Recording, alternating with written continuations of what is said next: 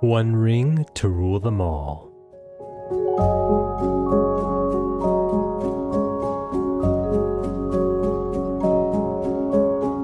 The Fellowship of the Ring is the first book in the world-famous Lord of the Rings trilogy written by the legendary father of fantasy, Mr. J.R.R. Tolkien himself. Written on July 29, 1954, The Fellowship of the Ring and the Lord of the Rings in general would go on to revolutionize the literature landscape forever. Now, I've previously spoken about Tolkien's legacy in my review of The Hobbit, link in the description to that video down below, so I won't repeat myself too much here. But if you've even so much as sniffed within proximity of a book within your lifetime, you likely already know who Tolkien is and what Lord of the Rings is as well. But on the off chance you don't, let's analyze this book and see if it's right for you. Because my name is The Advocate, and today I'm an advocate for The Lord of the Rings, Fellowship of the Ring, a book review. Like, comment, and subscribe to support a small channel. So just to give you guys some context with regards to my experience with this series, despite being a self-proclaimed connoisseur of all things fantasy, I've actually never read a Lord of the Rings book before. Yes, I know that's very sad. I have watched the fantastic Lord of the Rings extended cut movie adaptations, but that's about it. And it is unfortunately my knowledge of the movies that kind of became a double-edged sword throughout my read-through of this book. I'm thankful to the movies for familiarizing myself with Tolkien's world and story, but more often than not, it's because of the movies that my read-through of Fellowship looked something like this. Who's Farmer Maggot? And then they get to the sign of the Prancing Pony, right? Who the heck is Tom Bombadil? Now, this isn't Tolkien's fault, as the Lord of the Rings movies do a fantastic job of condensing this book's wonderful story into a neat visual masterpiece.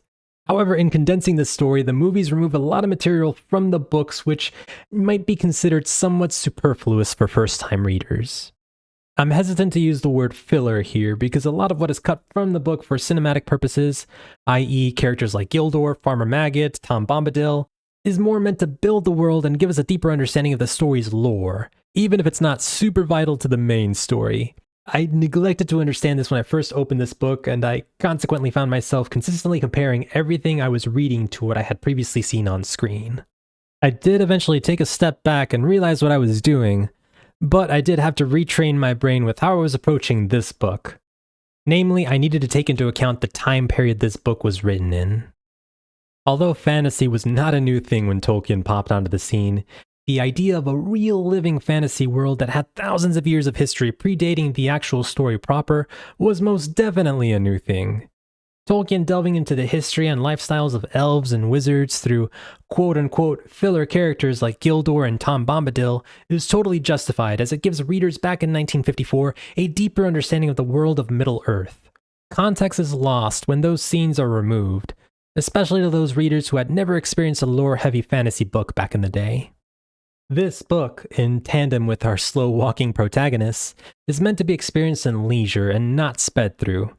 There's a certain beauty in taking things slow and experiencing things as they come. Only when I finally understood this did I finally appreciate what Tolkien was doing with this story. With that said, despite this book's slow-moving pace, particularly within the first half, the plot does still in fact move forward. Something that I complain about in my review of Patrick Rothfuss's Wise Man's Fear, which also had a lot of walking, is that the wandering in that book felt rather aimless with not a lot going on. This book, though, still keeps moving despite our slow-moving characters. To better illustrate this example, let's take a close look at a random chapter within the first half of the book. For simplicity's sake, let's pick Chapter 4, which is the section where our main characters meet Farmer Maggot.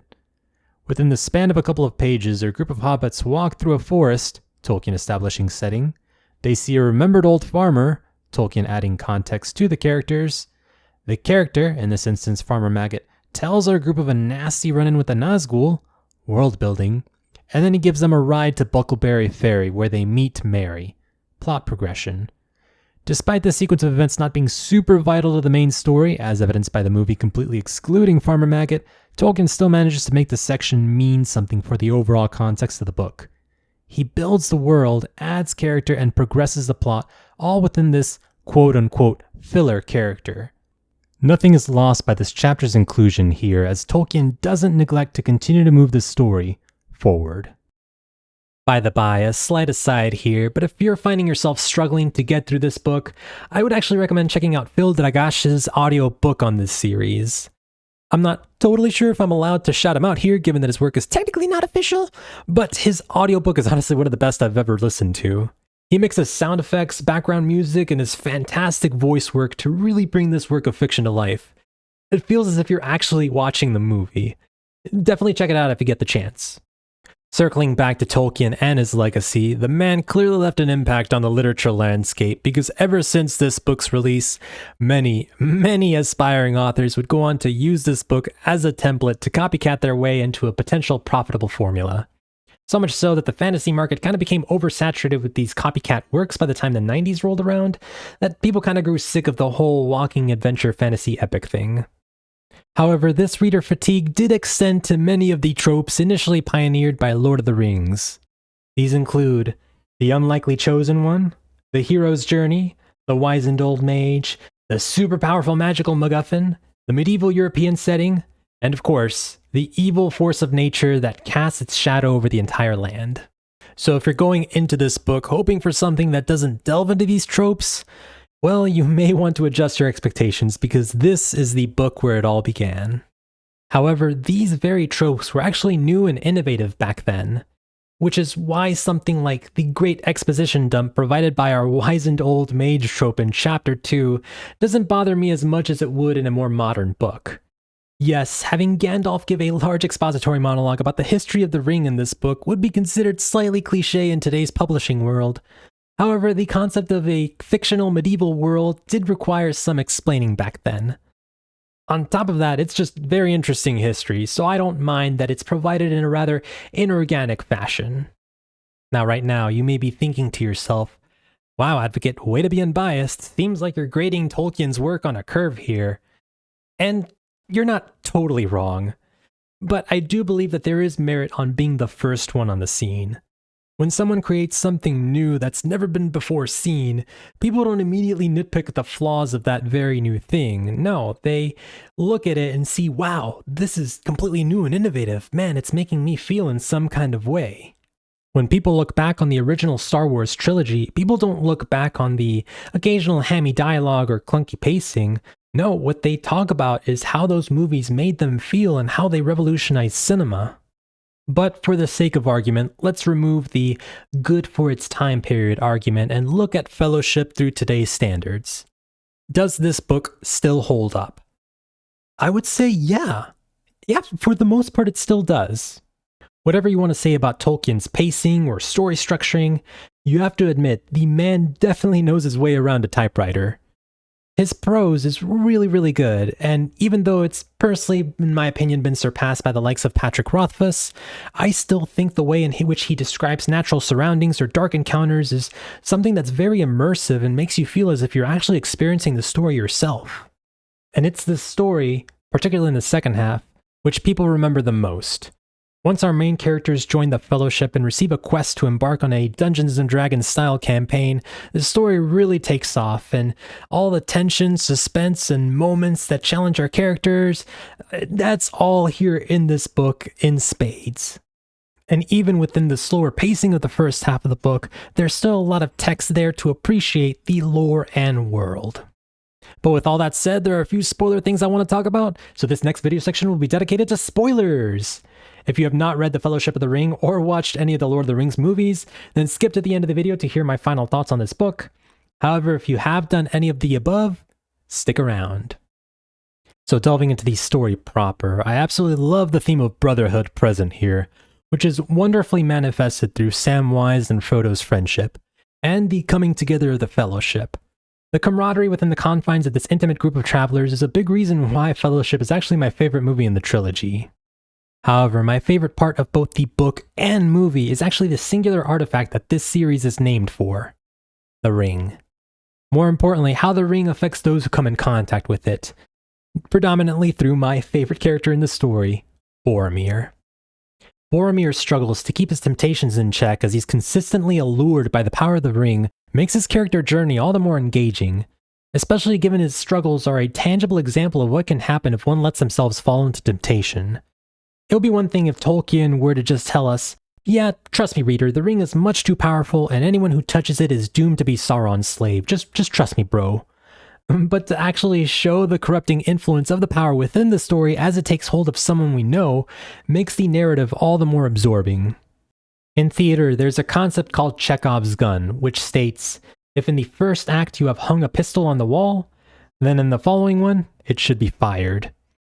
Which basically means that anything introduced into the story better have a payoff by the end of that story. And we do indeed receive payoff for the ring within this story, as the corrupting influence does manifest itself in a big way later on in the trilogy, if the movies are anything to go off of anyway. However, even within this book, we still do get a bit of Chekhov pistol firing. Little by little, we see Boromir edge further and further into desire until he ultimately loses himself within his internal struggle and attempts to forcefully take the ring from Frodo. "Ah, the ring," said Boromir, his eyes lighting. "The ring. Is it not a strange fate that we should suffer so much fear and doubt for so small a thing? It is a gift, I say, a gift to the foes of Mordor. It is mad not to use it. Why not Boromir? The ring would give me the power of command. I would drive the hosts of Mordor and all men would flock to my banner. And they tell us to throw it away? I do not say destroy it. That might be well, if reason could show any hope of doing so. It does not. The only plan that is proposed to us is that a halfling should walk blindly into Mordor and offer the enemy every chance of recapturing it for himself. Folly! Surely you see it, my friend. I am a true man, neither thief nor tracker. Lend me the ring." "No, no. The council laid it upon me to bear it." "It is by our own folly that the enemy will defeat us," cried Boromir. "How it angers me! Obstinate fool! Running willfully to death and ruining our cause. If any mortals have claim to the ring, it is the men of Numenor and not halflings. It is not yours save by unhappy chance. It might have been mine. It should be mine. Give it to me!" Boromir's battle with temptation also makes him a more well-rounded character than some of our other characters in the story. In my opinion, anyway. I mean, don't get me wrong, I like all the characters okay, but it's Boromir's internal conflict between the man he wants to be, loyal son of Gondor, and the man he is becoming, a corrupted man of power, that gives him a more nuanced level of internal complexity that we don't really see from the other characters. It's these almost shades of gray nuance that keep me engaged to Boromir and what makes him such a beautifully tragic character in the end. But it's not just Boromir who gets development. Our main character, Mr. Frodo Baggins, also gets a bit of characterization himself as well, more so than he does in the movies. You see, he's not just a passive character like he tends to be on screen, although I've always thought that complaint about his character was overblown, but he's an actually courageous character who's willing to do what is right as he plays an active role in consistently protecting his friends during their travels. It is Frodo, a rather nobody character within the framework of Middle-earth, who shows bravery in his attempt to fight off the Nazgul at Weathertop. It is Frodo who, despite being relatively powerless, attempts to stand up to a group of Black Riders at the end of Book 1. And it is Frodo who fights off a cave troll with his sting sword despite being frightened beyond belief. The point is, Frodo is not a blank slate character. He's very much an active participant in the events of the story. Regardless of his naivete, when he begins his journey at the Shire, Frodo shows cunning and resilience by being willing to adapt to the horrors of whatever situation he finds himself in and chooses to act on behalf of his friends. On top of that, his constant run-ins with perils slowly change him over the course of the book. And although we don't see the fruits of that character transformation until much later in the trilogy, we still see a few seeds of that transformation beginning to take shape by the end of this book. Frodo, showing a more mature and somewhat reckless disposition, takes it upon himself to take the ring to Mount Doom alone so that other members of the Fellowship aren't led astray by the ring's corrupting influence like Boromir was. For Frodo to show this level of intuition proves that he's up to the task, and is not the same carefree hobbit he once was when he left the Shire. He knows the dangers he's up against and has adapted to meet those dangers head on. But before he departs on his solo mission, Tolkien circles back to the other theme that is at the core of this series, the theme of friendship.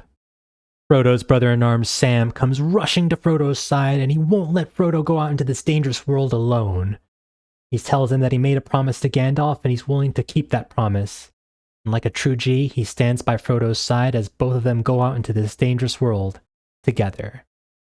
It's an admittedly cheesy, but still very emotional moment that communicates to the reader that despite how corrupted and dark this world is, you don't have to face these challenges alone.